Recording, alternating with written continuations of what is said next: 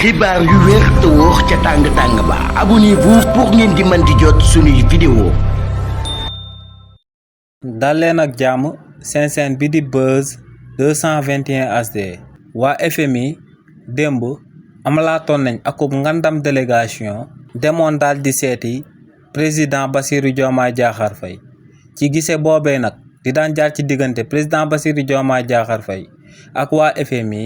am na ay déggoo yu jaar ci diggante réewu Sénégal ak FMI te mu daal di baax lool ci réewu Sénégal déggoo yooyee nag moom mooy que ne waa FMI daal dinañuy xamal réewu Sénégal que ne namm nañ koo daal di jàppale si ati ñu jëm te lu sabab ñu nama amal li ni mel moom mooy que ne régime bu bees bi dafa amal akub langage de vérité daal di wax que ne régime président Macky Sall bi nga xam ne ñoom lañ daal di wuutu dañ fee amaloon falsification de chiffre budgétaire daal di wax dëgg bi ba àdduna bi yëpp daal di koy yëg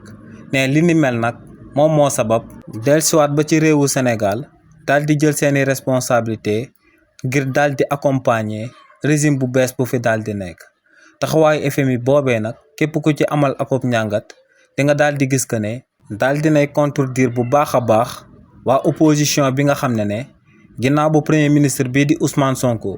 génne woon daal di wax que ne régime président Macky Sall dañaa amal ay falsification de chiffre budgétaire ñoom ñëpp ñoo yuuxandoo woon daal di wax que ne premier ministre bii di Ousmane Sonko lum ñàkk a xam état moom moo sababoon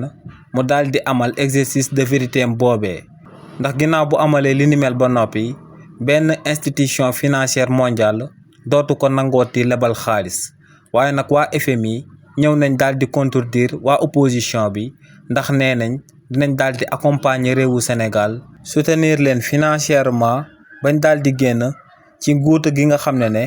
waa régime président Macky Sall ñoom ñoo ci dugal réewu Sénégal. xibaar yu wér te wóor ca tàng-tàng ba abonnez-vous pour ngeen di mën di jot suñuy vidéo.